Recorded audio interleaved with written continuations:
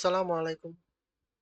Today's topic is very high yield, that is high altitude sickness. High altitude illness or sickness, it encompasses three conditions that develops in climbers or travelers who ascend to high altitude.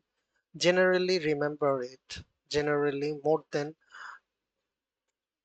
2500 meter or 8000 feet. So it happens in travelers or climbers generally who ascend to high altitude more than 2500 or 8000 feet without sufficient time for acclim- acclimatization. Without sufficient time for acclimatization. In high altitude sickness or high altitude illness, there may be acute mountain sickness, there may be HACE, high altitude cerebral edema, and there is high altitude pulmonary edema. Okay, in acute, before jumping into this, think about the pathogenesis or physiologic response to what? Physiologic response to high altitude. What happens when a patient, what happens when a travelers or climbers goes to high altitude? First, think about lungs. In lungs, there is hypoxic vasoconstriction, which will increase the pulmonary which will increase the pulmonary vascular resistance and which will increase the pulmonary arterial pressure. So PAP is high, PVR is high due to what? Hypoxic vasoconstriction. There is increased minute ventilation. What happens in the kidneys? In kidney there is increased EPO production, very high yield to remember. When the patient is on high altitude, there is increased EPO production and increase bicarbonate excretion. There is increased bicarbonate excretion, compensatory metabolic acidosis, and there is aldosterone suppression with diuresis and decreased plasma volume. What happens in the blood? What happens in the brain? What happens in the heart? You have to understand the pathophysiology. In the blood there is increase 2,3 bpg bisphosphoglycerate, which will increase oxygen unloading into the tissue, increase oxygen unloading into the tissue, increase hemoglobin concentration, which will increase oxygen carrying capacity. What happens in the heart? In the heart there is increased heart rate and increased cardiac output. What happens in the brain? In the brain, there is vasodilation and leading to increased cerebral blood flow. Vasodilation and increased cerebral blood flow. So, as a complication, when the patient is on high altitude in acute mountain sickness, in acute mountain sickness, in acute mountain sickness, initially there is increased cerebral blood flow that results in mildly increase there is mildly increased intracranial pressure which leads to this mildly increased intracranial pressure which leads to headache, fatigue and nausea.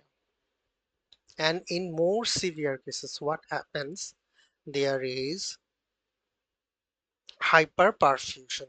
There is hyperperfusion which leads to vasogenic cerebral edema, like as in high altitude there is decreased PaO2, arterial oxygen is low, which will increase cerebral edema, cerebral vasodilatation, which will increase cerebral edema. It will increase cerebral edema, and there may be lethargy, confusion, and ataxia.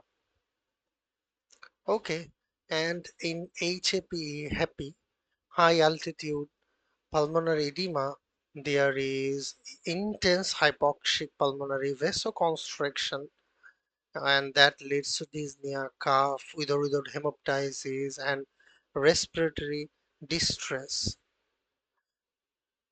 And in there is capillaries rupture and leak, resulting in diffuse pulmonary edema and alveolar microbleeds, and the resulting hypoxemia from high altitude pulmonary edema can synergistically worsen high altitude cerebral edema.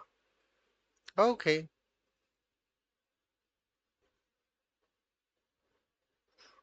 okay, and then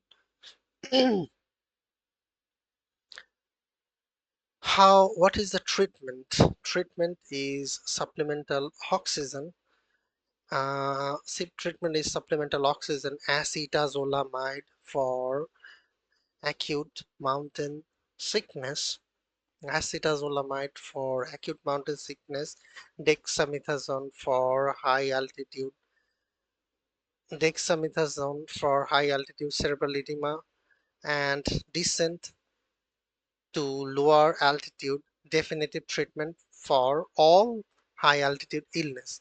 In brief, if we talk about in a brief, like acute mountain sickness, there is pausing ascent, like resting in a place for 1 to 2 days with a supportive care like NSAIDs for headache, antiemetics is typically sufficient to allow the time for acclimatization. Sometimes even severe acute mountain sickness like extreme fatigue but without encephalopathy can be treated in place with low flow oxygen and acetazolamide. Descent definitely resolve acute mountain sickness but is generally necessary only when symptoms do not improve after previous measures. So pausing ascent for acute mountain sickness, pausing ascent is a good thing, uh, and the taking meds like NSAIDs for headache and low flow oxygen and acetazolamide can help in acute mountain sickness. But in HECI, high altitude cerebral edema, we can use dexamethasone, but urgent descent mandatory. Why? Patients should descend by uh, a minimum 1000 meter at the first sign. Patients should descend by a minimum of 1000 meter at first sign of encephalopathy. So when there is signs of encephalopathy, so patients should descend a minimum 1000 meter. Cerebral edema can progress rapidly and rendering victim non-ambulatory and making rescue efforts dangerous, high mortality for patient and entire unit. Temporizing measures like intramuscular dexamethasone, supplemental oxygen can reduce brain inflammation while descending. So most patients with HECI have concurrent HEPI and are treated with nifedipine as well, very, very, very high yield. And for HEPI, high altitude pulmonary edema, supplemental oxygen. This is the first line treatment. This is the first line treatment in patient while preparing for descent. It reverses hypoxic pulmonary vasoconstriction and producing improvement with several minutes. In some cases, patient quickly improves when treating in place with oxygen with or without pulmonary vasodilator like nifedipine, tadalafil, making descent unnecessary. An urgent descent is advised Unless patient quickly improve on supplemental oxygen, they should descend to medical facility, ideally less than 3000 meter during descent. All necessary exertion must be minimized and immediate removal of backpacks and heavy gear. Strenuous activity raises cardiac output, contributing to lung capillary rupture and further edema. Now it's time for questions. Look at this patient. This 30-year-old family physician moves from Florida to a town of Colorado Mountains to establish medical practice. On the night of arrival, she experiences headache and has difficulty falling asleep. The next day, she develops fatigue, nausea, dizziness, and mild dyspnea on exertion. She has no chronic medical conditions,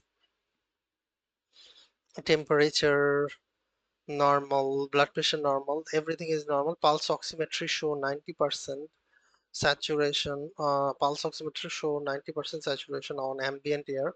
Medication with which of the following effects is most appropriate? Which medication with which of the following effects is most appropriate to improve her symptoms? Medication. So this is high altitude illness. High altitude illness. So in here we can use acetazolamide, which will increase urinary excretion of uh, bicarbonate. So if there is decrease in spirox and ambient PiO2, peripheral chemoreceptor sense that arterial oxygen is low, that increase minute ventilation, which will increase partial PaO2, PCO2, and increase pH.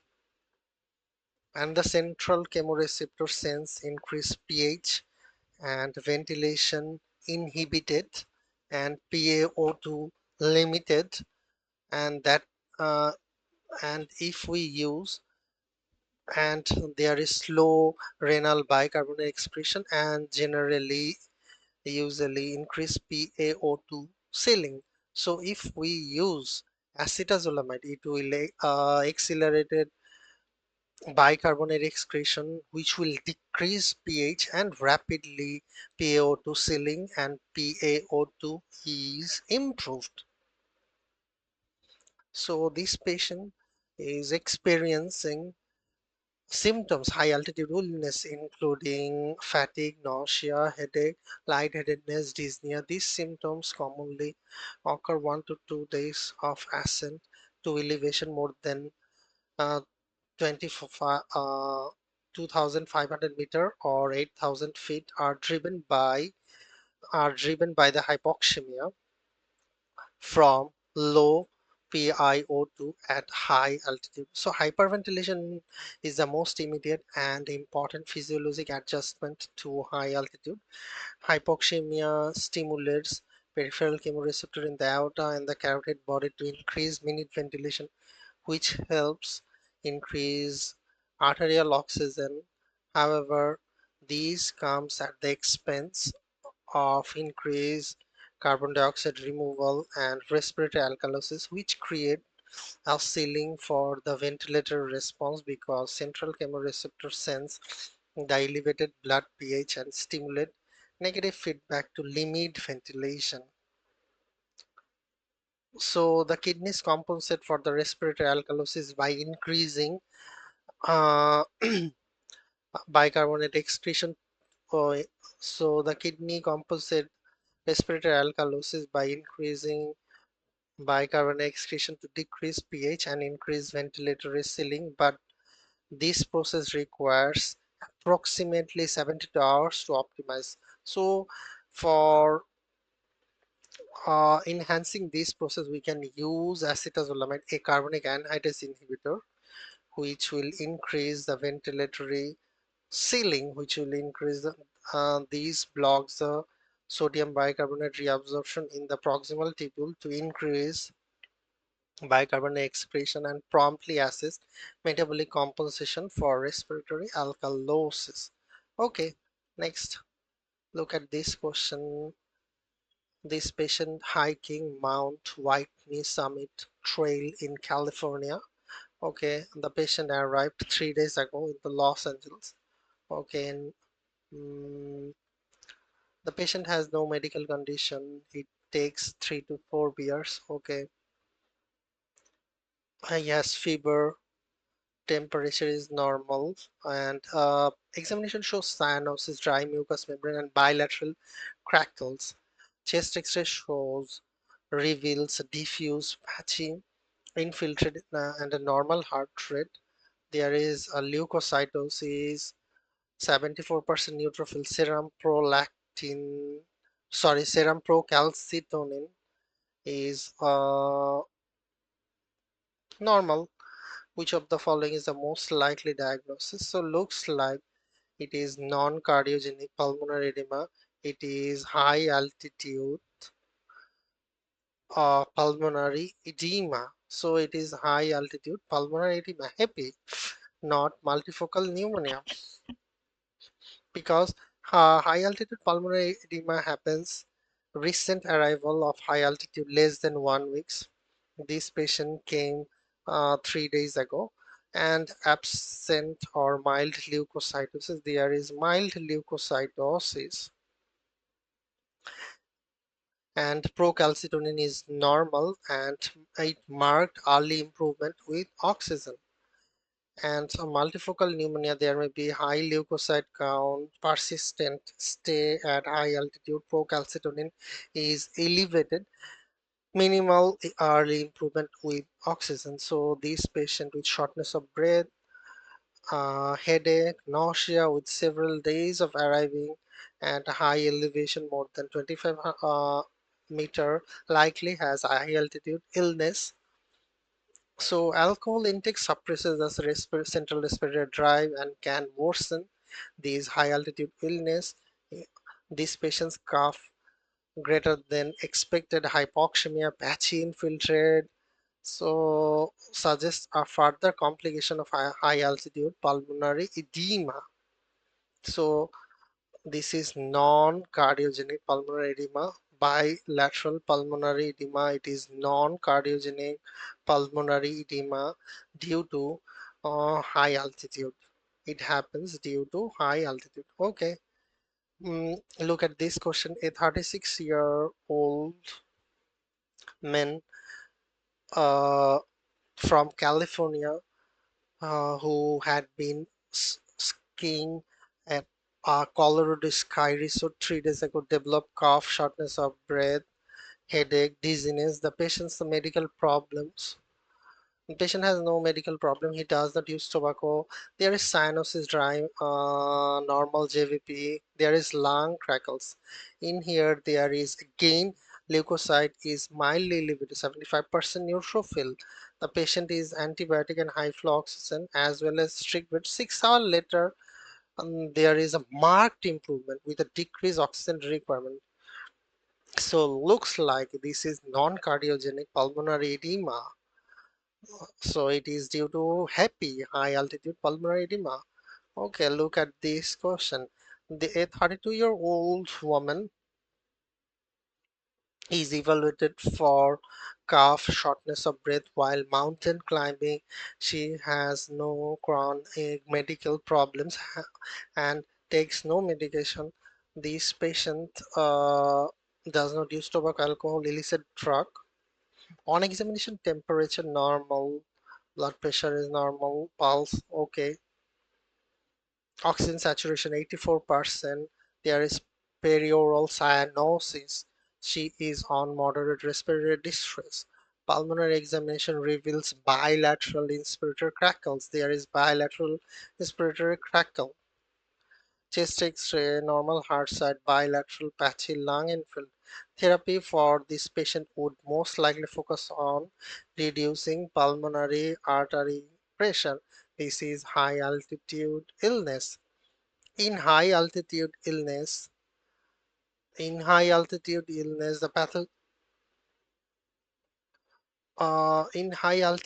illness, there is reducing pulmonary arterial pressure. So These patients with respiratory distress, hypoxemia, pulmonary crackles, and mountaineering likely has high altitude pulmonary edema. The normal response to local alveolar hypoxia. The normal response to local alveolar hypoxia is pulmonary vasoconstriction, hypoxic pulmonary vasoconstriction, which diverts blood flow from poorly to better aerated alveoli, preserving ventilation perfusion mismatch. Low ambient partial pressure of inspired oxygen PiO2 at high altitude causes global hypoxic vasoconstriction throughout the lungs, leading to increased pulmonary arterial pressure. So low ambient inspired oxygen at high altitude causes this global hypoxic vasoconstriction. For this reason, there is increased pulmonary arterial pressure. So our target should be reducing pulmonary arterial pressure. So our target is reduce pulmonary arterial pressure and improve edema. Non-pharmacological intervention are the most effective, like unloading and supplemental oxygen.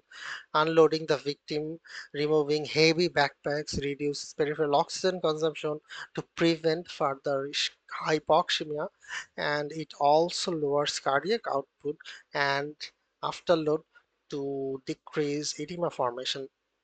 Supplemental oxygen and descent to lower altitude um, alleviate hypoxic vasoconstriction. Supplemental oxygen and descent to lower altitude to alleviate hypoxic vasoconstriction in accessible alveoli, reducing pulmonary arterial pressure to improve edema. Okay, look at this question. In here, progressively worsening headache, breathing. Okay, Colorado, Kansas, ski vacation looks like high altitude illness. Okay, uh, there is the patient has no fever. Okay, temperature is normal. Pulse oximeter 9. Okay, the patient is mildly drowsy and can converse. He is oriented to time, place, and person. Cardiopulmonary examination is normal. There are no focal findings of the patient. The skin is normal. Which of the most appropriate next step in this management? This patient has headache, shortness of breath.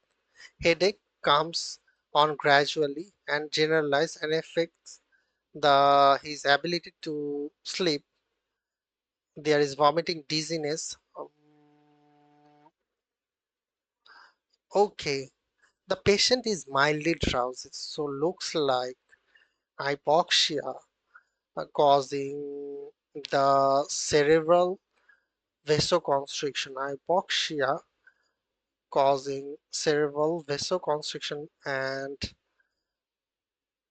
there it looks like high altitude cerebral edema. High altitude cerebral edema. So this patient gradual headache, sleeping difficulty, and dyspnea with exertion, acute mountain sickness, and there is like uh, it uh, it can progress to high altitude cerebral edema, which is a life-threatening emergency. High altitude cerebral edema results from abrupt ascent to high altitude without acclimatization. AMS and HECI share the same pathophysiology believed to involve hypoxic-induced cerebral vasodilatation, causing capillary leakage and eventually cerebral edema. So management condition progress to HECI, alternate acute mountain sickness within 24 hours arrival and high altitude and involves mild symptom fatigue and disrupted sleep. In here we can use oxygen acetazolamide, but in HACI uh, can be viewed at the end stage of acute mountain sickness, it generally occurring 12 hours to 3 days after Acute mountain sickness onset, the development of encephalopathic symptoms like drowsiness, confusion, ataxia signals this progression. If left untreated, coma and death due to brain herniation can occur within 24 hours. So, for HACI, treatment is aided by dexamethasone, which can decrease the cerebral swelling and is administered at the first sign of the symptom. Definitive treatment requires immediate descent to lower altitude. Okay, now my final topic is decompression sickness. Decompression sickness pathophysiology is abrupt decrease in ambient pressure causing formation of the nitrogen gas bubbles within the body. Risk factor is rapid ascent to the surface following deep dive, obesity, male sex, air travel soon after diving, type 1 mild illness, musculoskeletal, the bends, cutaneous lymphatic, type 2 severe neurologic, the staggers and the chokes, bends and chokes, type 2 is neurologic, the staggers, pulmonary chokes, and type 1 is bends. Treatment is IV fluid and 100% oxygen, and hyperbaric oxygen therapy should be given as early as possible. So symptoms usually begin within 12 hours of surfacing. Small bubbles in the venous bloodstream can lodge into the capillaries of the skin and can cause pruritus and or mottling uh, and cyanosis of the extremity. The air bubble can lodge in the pulmonary capillaries and can cause respiratory distress, and which leads to pulmonary edema. A relatively large volume of coalesced air, 50 ml, can lodge in the right ventricular outflow tract, causing obstructive shock.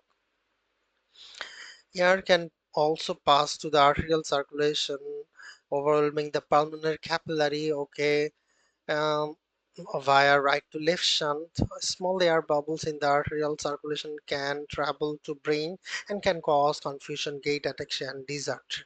A small volume, 1 to 2 ml coalesced air can cause localized stroke, left arm weakness, or myocardial infarction. Emergency treatment is IV hydration, frontal and back position, 100% oxygen. Optimal management is hyperbaric oxygen therapy. Now the time for question. Okay, look at this question. A 32-year-old man comes to the emergency department due to joint pain. He comes to joint pain, that means veins, that began after an hour ago after a scuba diving excursion has been worsening over past 12 hours. He describes significant pain in the shoulders, elbow. The patient has no medical history, okay, cardiopulmonary normal joints and non-tender with a full range of motion. Mm, he has normal strength and sensation in the extremity. The patient is placed on 100% oxygen. IV fluid is administered. Best next step is hyperbaric oxygen. So this is decompression sickness. So IV fluid, 100% oxygen. He comes with these feature, Bend's feature. Now our main target is to give IV fluid, 100% oxygen. Then if patient does not improve, then hyperbaric oxygen chamber as early as possible. So symptoms usually start within an hour of the ascent but can develop up to 24 hours later. Type 1 decompression is relatively mild musculoskeletal problem. The bends consist of painful joints um, that are non-tender to